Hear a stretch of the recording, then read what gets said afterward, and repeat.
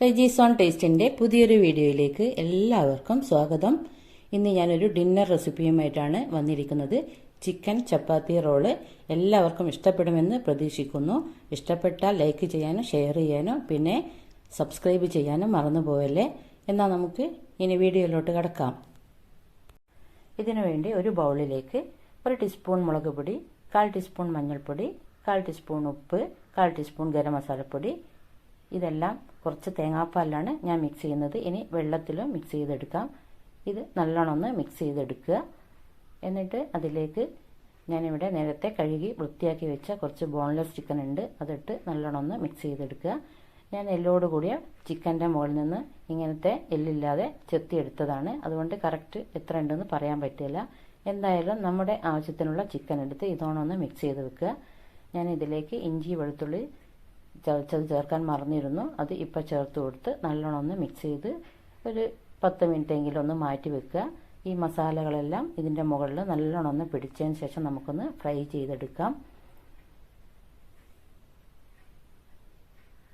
അതൊന്ന് മൂടി വെച്ച് മാറ്റി വെക്കുക. 10 മിനിറ്റിന് ശേഷം ഞാൻ ഇത് ഫ്രൈ ചെയ്തെടുക്കുന്നുണ്ട്.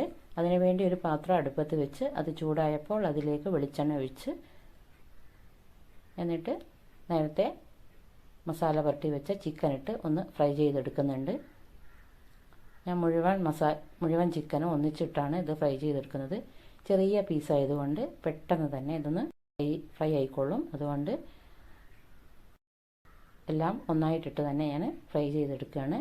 അത് ഫ്രൈ ആകുന്ന സമയം കൊണ്ട് നമുക്ക് ഇതിന് വേണ്ട മയോണൈസ് ഉണ്ടാക്കിയെടുക്കാം. നമുക്ക് മയോണൈസ് ഇതിനു വേണ്ടി ആവശ്യമുണ്ട്. അതിനുവേണ്ടി മിക്സിയുടെ ഒരു ജാറിലേക്ക് ഒരു 4-5 വെളുത്തുള്ളി ഇട്ട് കൊടുത്തിട്ടുണ്ട്. അതിലേക്ക് ഒരു 5 കോഴിമുട്ടൻ്റെ വെള്ള, പിന്നെ ഒരു പിഞ്ച് ഉപ്പ്, 1 ടീസ്പൂൺ വിനെഗർ, ഇവയെല്ലാം ചേർത്ത് നല്ലോണം ഒന്ന് അടിച്ചെടുക്കുക. എന്നിട്ട് ആണ് നമ്മൾ ഓയിൽ ചേർത്ത് അടിക്കുന്നത്.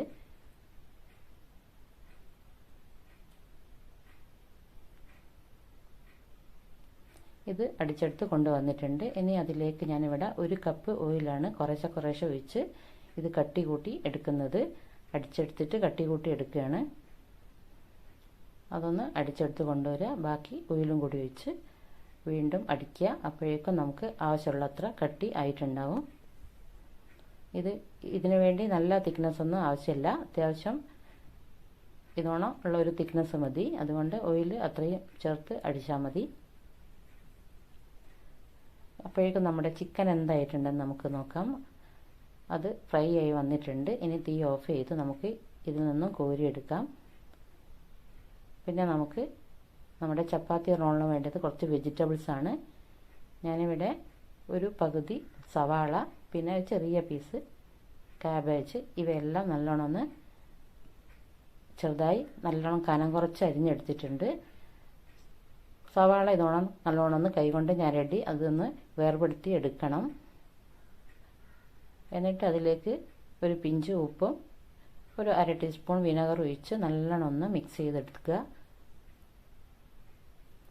ഇനി ഒരു പാത്രം അടിയിൽ വെച്ചിട്ട് അതിൻ്റെ മുകളിൽ ഇതാണ് ചപ്പാത്തി, ഞാൻ നേരത്തെ റെഡിയാക്കി വെച്ച ചപ്പാത്തിയാണ് റോൾ ചെയ്യാൻ വേണ്ടിയിട്ട്. അതിൻ്റെ മുകളിൽ ഒരു ബട്ടർ പേപ്പർ വെച്ച് കൊടുക്കുന്നുണ്ട്. ബട്ടർ പേപ്പർ നിർബന്ധമുള്ള കാര്യമല്ല, എന്നാലും റോൾ ചെയ്യുമ്പോൾ അതുണ്ടെങ്കിൽ നമുക്ക് കഴിക്കാനൊക്കെ ഒരു സുഖമാണ്. എന്നിട്ട് ആ ചപ്പാത്തിൻ്റെ മുകളിലേക്ക് ഒരു 2 ടീസ്പൂൺ മയണൈസ് നല്ലോണം ഒന്ന് സ്പ്രെഡ് ചെയ്ത് കൊടുക്കുക. എന്നിട്ട് അതിൻ്റെ മുകളിൽ എരിവിന് വേണ്ടി കുറച്ച് പെപ്പർ പൗഡറോ അല്ലെങ്കിൽ ചില്ലി ഫ്ലേക്സോ ഇട്ട് കൊടുക്കുക. എന്നിട്ട് നമ്മൾ നേരത്തെ ഫ്രൈ ചെയ്ത് വെച്ച ചിക്കന് നടുവിൽ മാത്രം വെച്ച് കൊടുക്കുക. നടുവിൽ അടിവരെ വെച്ച് കൊടുക്കുക. സൈഡിലോട്ട് വെക്കേണ്ട ആവശ്യമില്ല.